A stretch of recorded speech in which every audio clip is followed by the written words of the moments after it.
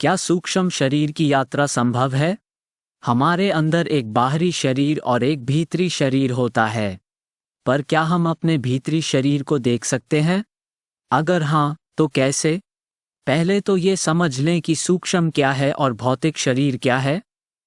अगर आप भौतिक शरीर और सूक्ष्म पकड़ने की प्रक्रिया में अपने आप को प्रवृत्त कर देंगे तो सूक्ष्म का रहस्य समझ में आ जाएगा और यह भी समझ में आ जाएगा कि जिस सूक्ष्म में हम प्रवेश करना चाहते हैं, पहले से हम वहीं पर हैं।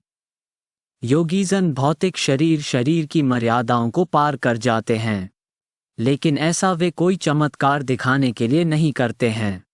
यह एक स्वाभाविक प्रक्रिया होती है जो सिद्धि बन जाती है।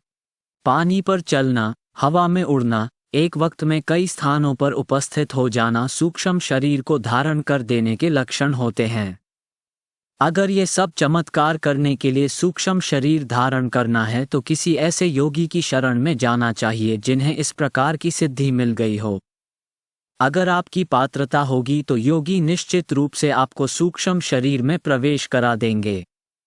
लेकिन जो सूक्ष्म शरीर के रहस्य को भेद गए हैं वे भौतिक शरीर को ही सूक्ष्म का विस्तार देखते हैं।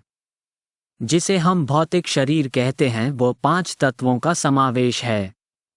धरा परिमंडल में जिन 5 तत्वों का अस्तित्व मिलता है वो भौतिक शरीर है।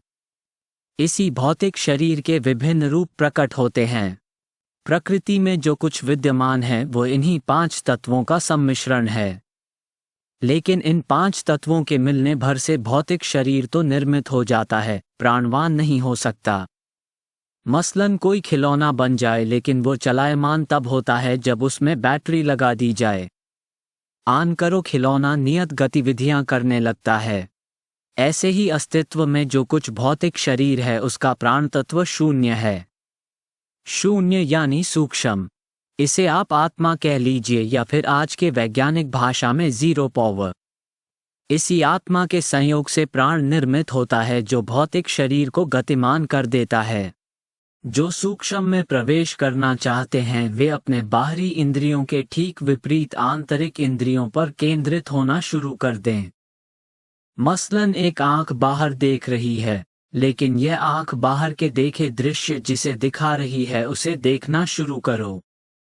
कान बाहर की आवाज सुन रहा है लेकिन बाहर की आवाज जिस आंतरिक व्यवस्था को भेज रहा है उसे सुनना शुरू करो। श्वास प्रश्वास जिसे अनुभव कर रहे हो उसके सहारे उस श्वास तक पहुंचने की कोशिश करो जिसे ये संचालित कर रहा है। देखना बाहर की आंख जो देख रही है, बाहर का कान जो सुन रहा है और बाहर का श्वास प्रश्वास जो संचालित कर रहा है वो शरीर की आंतरिक व्यवस्था में किस केंद्र को छू रहा है। ये करना खुद है, इसलिए बहुत किताबों के चक्कर में पढ़ने की जरूरत नहीं है। अपने अनुभव ले लेना, उसके बाद अपनी ही कोई किताब लिख देना। क्योंकि जो तुम्हारा अनुभव आएगा वो अनुभव और किसी के काम का नहीं होगा। कोई चाहे तो सूक्ष्म शरीर यात्रा का विस्तृत विवरण लिख दे, लेकिन अनुभव सिर्फ और सिर्फ तुम्हारे अपने लिए होगा। और फिर हम सबका अपना प्रारब्ध साथ चलता है। हमें जो हासिल होगा, जिस व्यवस्था से और जितने समय में हासिल होगा वो किसी और पर कभी लागू ही नहीं हो सकता। सबके अपने अपने कर्म और उन कर्मों के संचित प्रारब्ध हैं। सूक्ष्म की यात्रा विकट नहीं बल्कि भौतिक शरीर के बहुत निकट होती है। हम हैं कि यात्रा करते ही नहीं, बातें करते हैं। भौतिक शरीर से सूक्ष्म को देखना चाहते हैं। भौतिक शरीर को छोड़ते जाओ, सूक्ष्म अपने आप प्रकट हो जाएगा। बाहर की वाणी को विराम दो, अंदर का मौन उठना शुरू हो जाएगा। प्रकट भौतिक शरीर से अपनी आंतरिक इंद्रियों को हटाना शुरू कर दो, सूक्ष्म शरीर प्रकट हो जाएगा। लेकिन ये प्रयोग करना तभी जब सूक्ष्म से सामना करने का सामर्थ्य और संकल्प हो।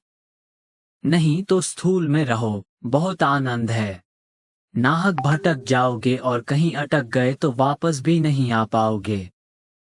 यूनिक बॉय चैनल छुपे रहस्यों को उजागर करता है, लेकिन इन्हें विज्ञान की कसौटी पर कसना भी जरूरी है। हमारा देश विविध धर्मों की जन्म और कर्म स्थली है। इसमें हम तंत्र विज्ञान, खोजें, मानव की क्षमता, गोपनीय शक्तियों इत्यादि जानकारी अध्ययन कर गया।